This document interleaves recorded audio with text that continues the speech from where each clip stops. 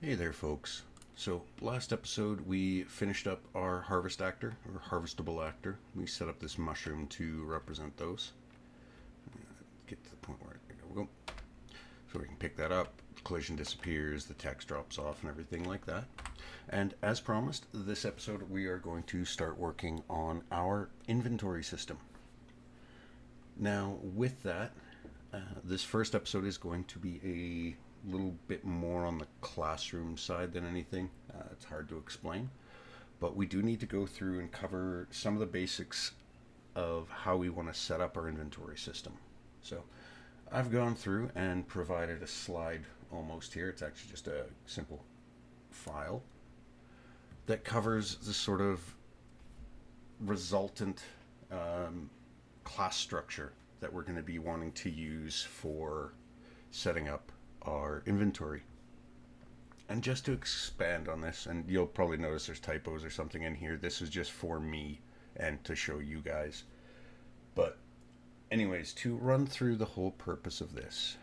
So, this is the class hierarchy that we're going to want to be using to represent the various different items in the world. And this is a fairly basic setup. I wanted to try and keep this as limited as possible, but at the same time keep things separated as they need to be.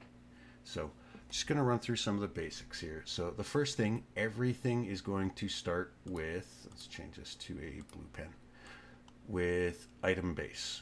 That is going to be the parent class, and that's actually going to be I can't write with a mouse.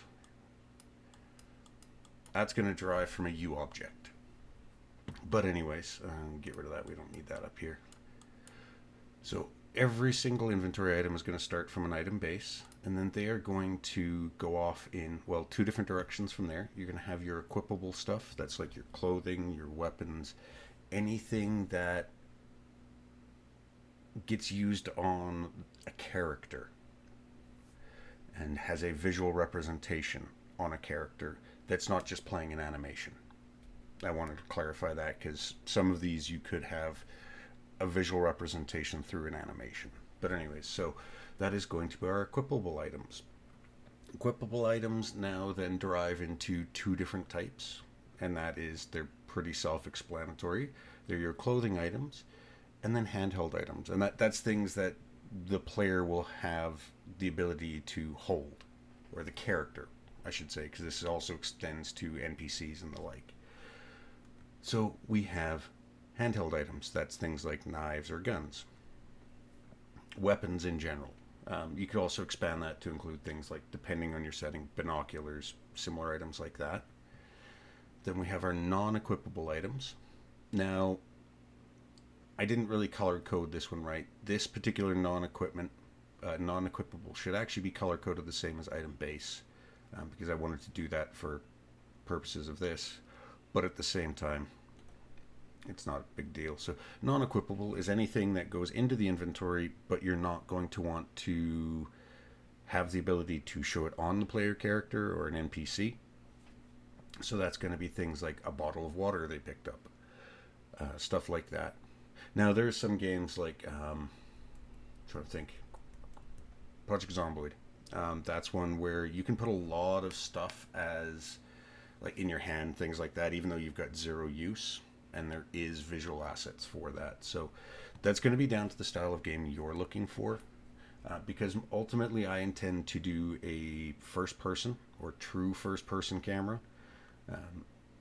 I've divided these out in this way. So non-equipable, the first one I'll cover is resource. Now that is things like ammunition. If you notice, that's why there is the dotted arrows pointing to the handheld items. And that's because these two items are going to need to understand or know about resource. And then the next thing you've got is junk. Those are items that have zero practical use for the character directly. A good example of this is Fallout 4 and all the junk that you scavenge for construction purposes. So like you pick up that desk fan, that the desk fan itself has no use, but it's got a bunch of components, unless you want to decorate, that is. And finally, it breaks down to consumable. And then consumable are your what you would expect. It's things like food, water, and medical. Now, these are very broad categories. I've done that again intentionally to try and help simplify this process. But anyways, I'm going to remove that blue circle. So now with that, you do need to try and think, okay, what information are we going to need for each of these? And do we need any of the lower level items to know about it? So, well, first thing, every single item is going to have a name. So, actually, I'm going to do this right here. Put yellow there. Every single item is going to have a description, an icon, a weight, and a max stack size. Now, the stack size, I will clarify, we are going to be handling that the actual stack size within the inventory component, not on the item.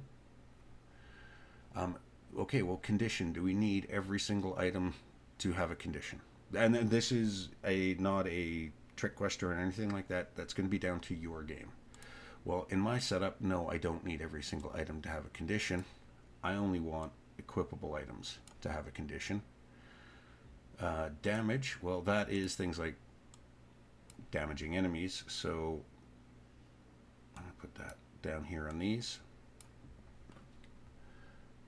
Handedness. So now that is a very weird word, and I'm not sure why I use that, but that is it a one-handed? Is it two-handed? Can it be off-handed?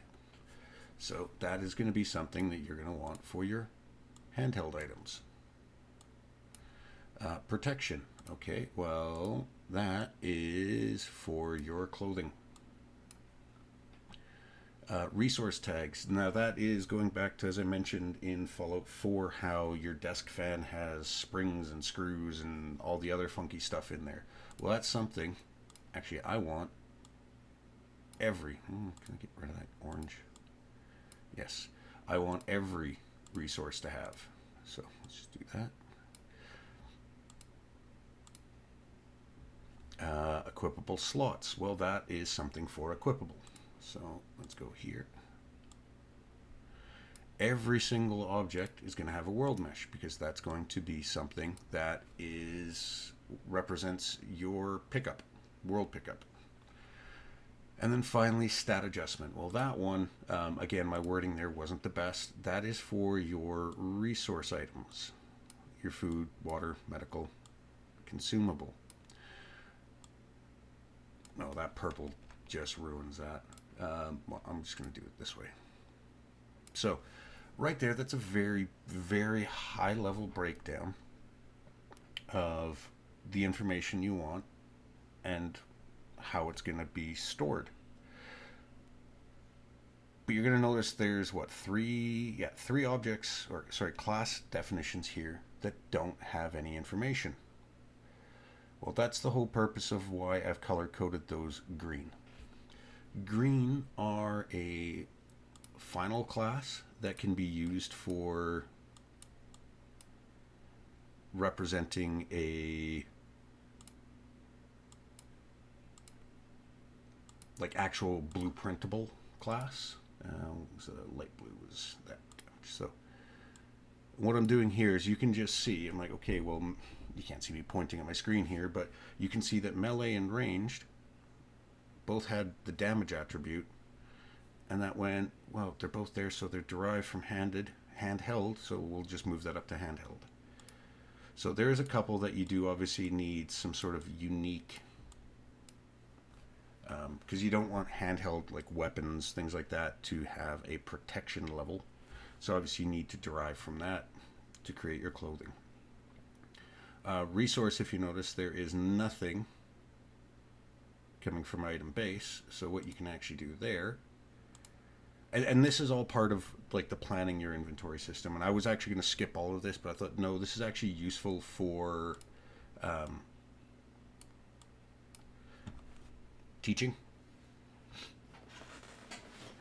and, well, not really teaching, but explaining. So here you can see, well, resource doesn't need to actually derive from a non-equipable class because, well, non-equipable has nothing unique to it. Consumable doesn't need to, and junk doesn't need to. So ultimately what we've done there is, well, we've trimmed out this one, so we don't need non-equipable. And we've, instead of having to, well, actually no, there's going to be more to these, the weapon section, but we'll be covering that on the episode I go into weapons. But so this is just a really very basic rough breakdown, and something I would recommend you do for your own inventory system.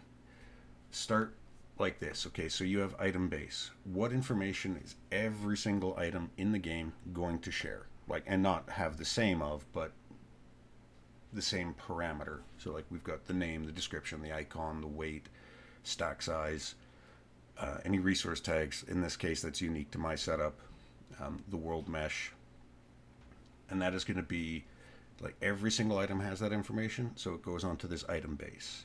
Okay, so how do we fork that to cover the rest of the information? So we have the equipables, so that is the equipment slot, the condition, handedness. You could put in here, but really because it's unique to the actual handheld items, it goes down into a handheld class, so on and so forth. Now, covered that first 10 minutes of classroom in here. Let's hop into the editor and create our first one. We're going to start with our ItemBase. So I have the editor open already. Am I playing an editor? No, I'm not. Okay. So I've got the editor open already. I'm just going to pull over the content window. In our C++ classes, go into your project, and your public. Now, one thing, this is with our file organization. This is something that's going to differ slightly because, let me just bring this back up, because we're going to have right now, what, 1, 2, 3, 4, 5, 6, 7 or 8 classes, and I'm just going to actually round it up to a nice simple 10 C++ classes that are all around items. I actually want to put this in its own folder. So you come through C++, your project, public, right click, new C++ class, all classes, because you want UObject. You don't want none because that's not a UObject. That is just an empty file. And I don't believe UObject is actually in this list. So let's just quickly check. No, it's not. So you come over to your all classes option, and the very first one, if you notice, everything else derives from a UObject. This is the most basic object in Unreal Engine, or sorry, basic class in Unreal Engine. And we're going to call this one ItemBase, and then we're going to put this in a items folder. I'm going to create that class, and you can see here it is the utmost of basic classes. It's actually really a data class. It's not a placeable object or anything like that. So from that, so we've got ItemBase, and we're going to just work on that this episode. So minimize this, go back to the editor, and it's still doing its thing. So, we can just stay in Visual Studio for now. So just for everyone's reference, I'm actually going to have this off to one side of the screen, and I'm going to just do some basic work from that.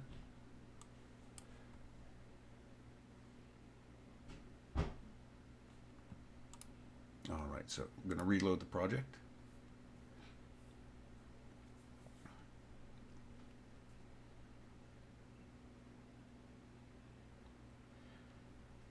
And it's being slow.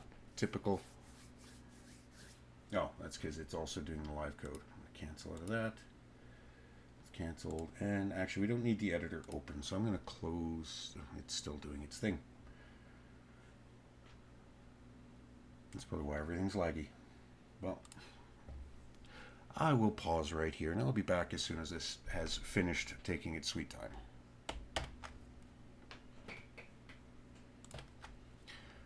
Alright, so it's finished taking its sweet time, and I've closed out of the editor because we don't need to be in there for right now. So what we're going to do is we're going to go into our ItemBase header file. Now with this, we still need to pay attention to class hierarchy, parent-derived classes, things like that.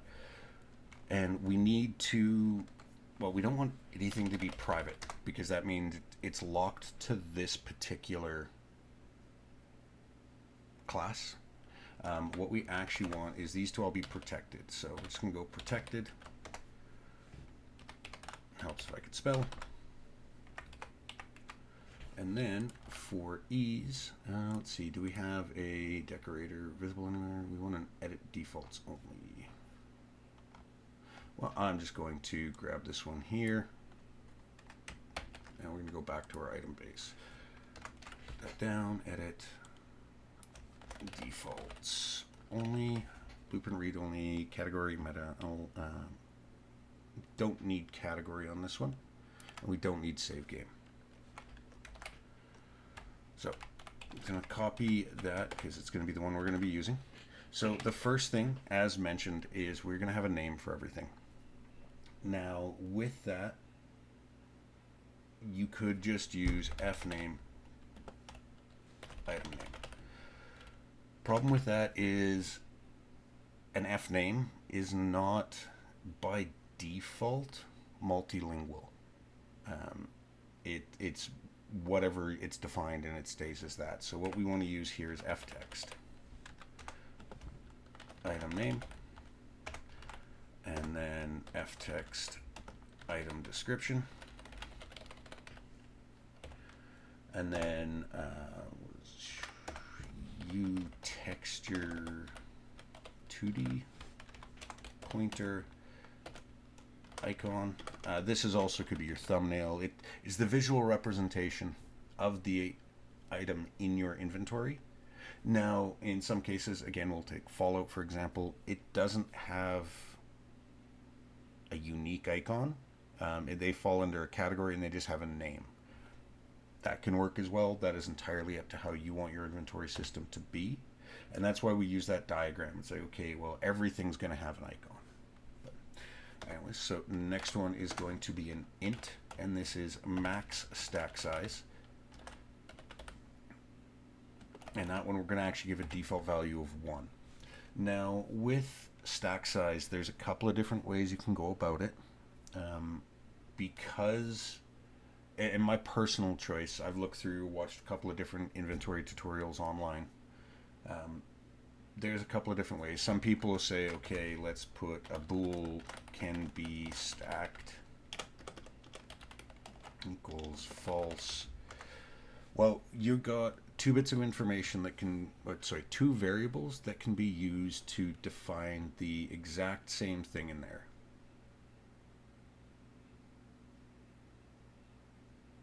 That's just an IntelliSense error. You have this, which is saying, well, no, you can't have more than 1. And like some people would have, okay, it can be stacked up to 5, so we need this to be true. Well, you don't need this. It's quite a simple case of, if your max stack size is greater than 1, it can be stacked. So we don't need any additional variables to define, can it be stacked? Yes, it could help with expediency, like going through and parsing your inventory to see, can I put something on this stack? It may help there in a like nanosecond degree in efficiency, but the let's say, again, I'm just going to type, so if item dot can be stacked versus if item dot max stack size greater than 1. Both of those, like this here, we're talking there's one additional, in theory, might be more than one additional CPU cycle to calculate this versus this. And bear in mind, a CPU cycle is measured in like nanoseconds. Like it's insanely fast.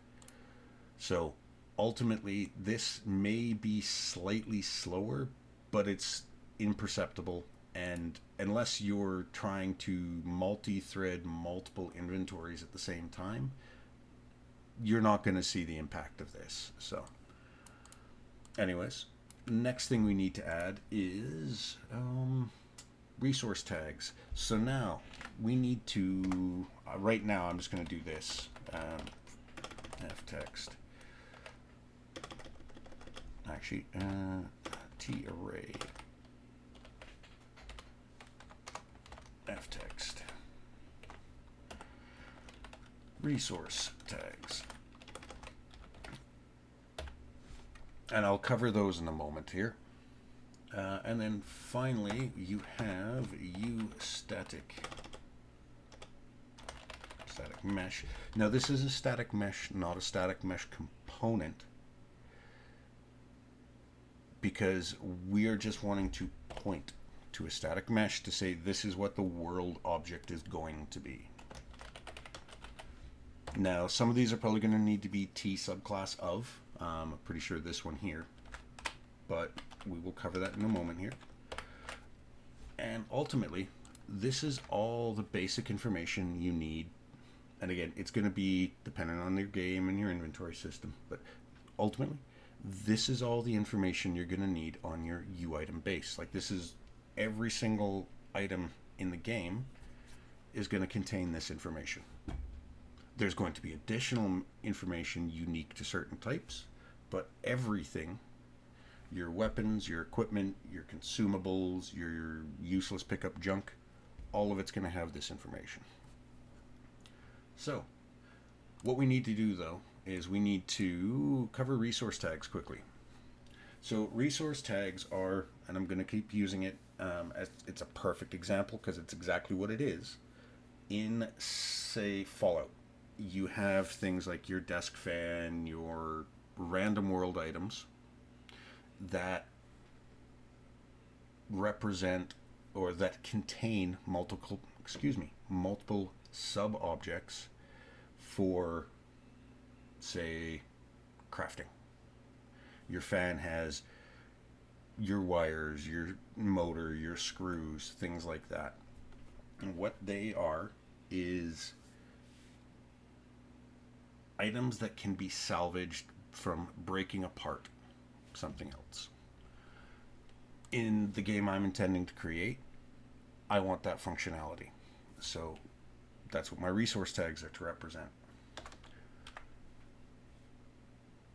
What we need there is a way to actually represent that. Well, we've already covered that in what we're going to be using in a couple other episodes, but we want to use struct. So struct, how do we want to call this? And I'm actually going to change the name resource tags because it's not the correct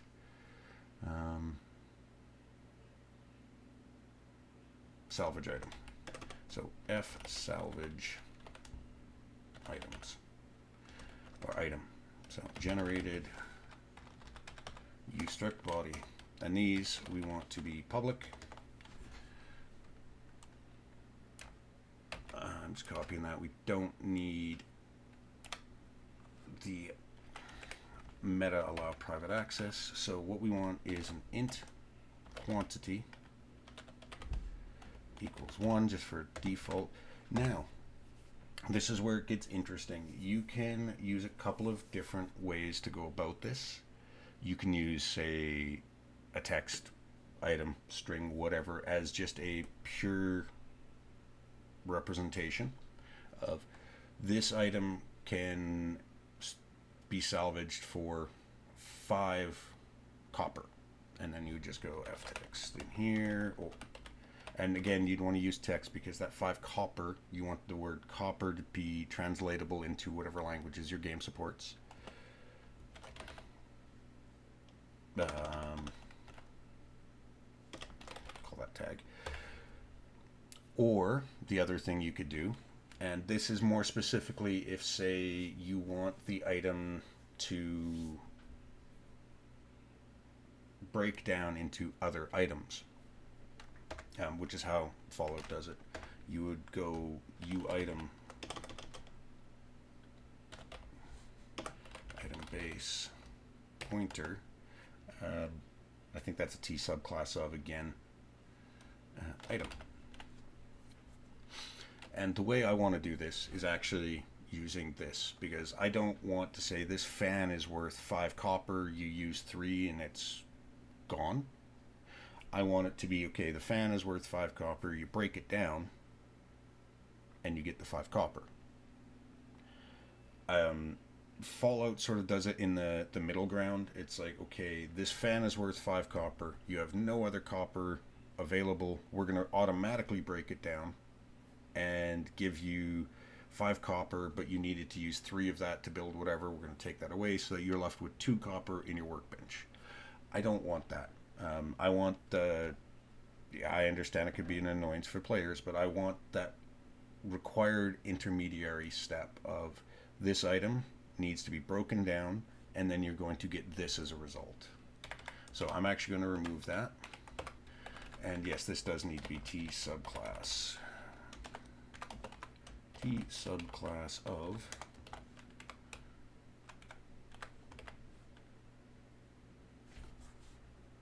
why are you throwing? It's there. IntelliSense is just being slow. So what this is here, what are you saying? You cannot expose properties to blueprints in a struct that is not a blueprint. Oh, I missed that up here. So yes, when you create your uStruct decorator, you need to include the blueprint type, obviously. Again, you want to try and expose as much of this to blueprints as possible, simply because, yes, you may be writing in code, but you could have somebody who's not writing in code, they're working in blueprints, because it's 2 very different skill sets to work between the blueprints and C++. I'm not saying a C++ developer can't work in blueprints. I'm not saying somebody who specializes in blueprints can't work in C++. It's just you need different skill sets to work with them. So anyways, we now have this struct here, salvage item. We're actually going to put that in here, and I'm going to actually just quickly go T subclass of, and so just for clarity, this T subclass of, the reason for that is you're pointing to a class reference instead of a world object reference. So we've got that there. Let's just do a quick build. I'm actually going to try and start shortening my episodes to around 30 minutes instead of 45. Simple reason being is most people sort of stop watching after 30 minutes on my videos. And I understand 45 minutes to an hour is a pretty long chunk to sit when you're looking for one bit of information. So okay, that build is completed. So we're just going to launch into the editor quickly and just see if we can actually use this. And if we can, what we're going to be able to do with it. And from there, that should pretty much be this episode. I understand it's a little short, doesn't cover everything people are expecting in an inventory system, but it is the beginning. So, all right, we're in the editor. Now, actually, it's pretty quick. We're going to just go through quickly into our content folder and our, when this decides to work, and our projects file folder even. There we go. Open up our project, into our blueprints. We're going to go into our dev blueprints again, and let's go item base. Oh, well, it's not there. I wonder why. Is it because I can't type? Let's just put item.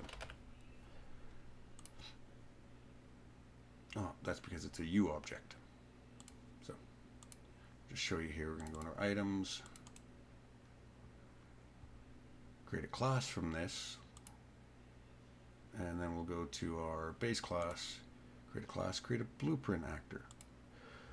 So the whole purpose for that, and yes, shamefully I did this on purpose, is there needs to be a, I think it's blueprintable.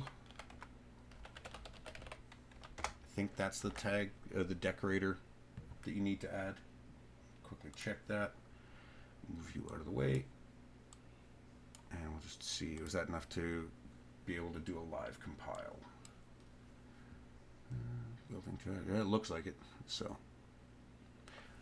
U objects, because they are not intended to be in the game, like actually in the editor, used in the editor, they need that decorator. And I'm like 95% sure that is the decorator we needed to use. So, or attribute in the decorator. I correct myself there. Let's see, was that the one item? There we go. So you need to add that in there to then, like that attribute to the decorator, to be able to access it through the editor. This is just so we can do some basic testing. It is not something we're going to do. I'm actually going to be removing that tag.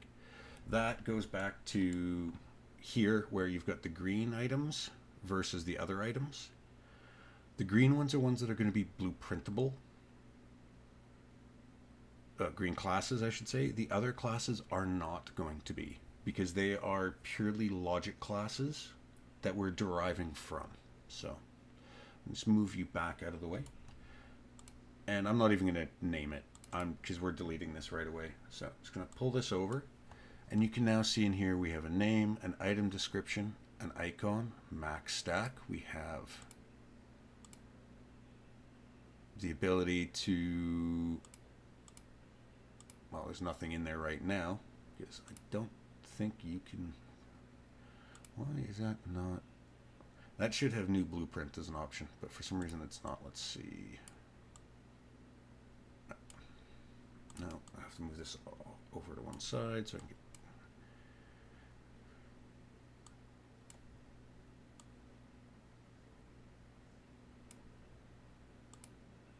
I'll have to look into that one. I'm not sure, but we're still a little ways away from needing this. But anyways, so just open this up.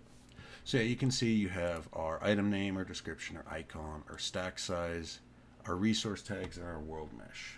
In the world mesh, you can see, oh, okay, that didn't need subclass of.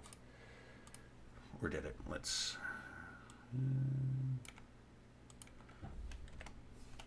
fix that, and we'll go back in and do another live code compile.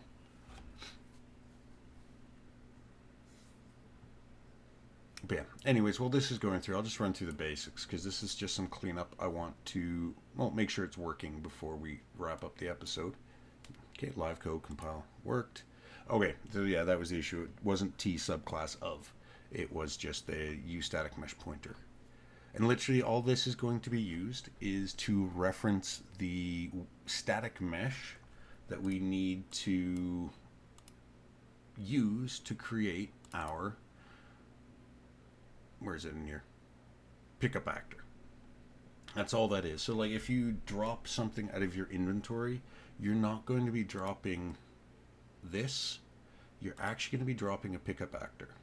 That's going to be what's on the floor. That's what you're going to be picking up. And this is going to reference one of those items, like the item base for the information. So, yeah.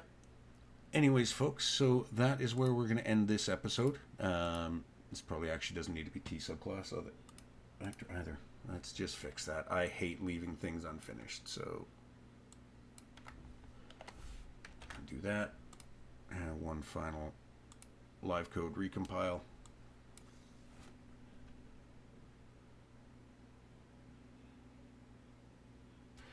Yeah. So, anyways, with that, as you guys can guess, these 30-minute episodes mean the inventory system is going to be broken down a lot further into smaller sections. However, that is actually what I intend, and I want, because I want to cover each of these classes individually. And yeah, that wasn't subclass of either. So, we'll be fixing that in another episode, though. This was just getting the basics set up. So with that, though, folks, as I said, we are going to end the episode here. Right now, we have covered ItemBase. And as we went through and I intentionally did this to explain it to you guys, we narrowed these down to, these are the next derived class. We got rid of non-equipable. Next episode, we're probably going to work on our equipable. And I want to work, because I want to focus on like one branch at a time. But anyways, thank you, folks. Hopefully this has been helpful to you. As always, any comments, questions, concerns, feel free to throw them in the comments below. And with that, thanks for watching, and I will see you in the next episode.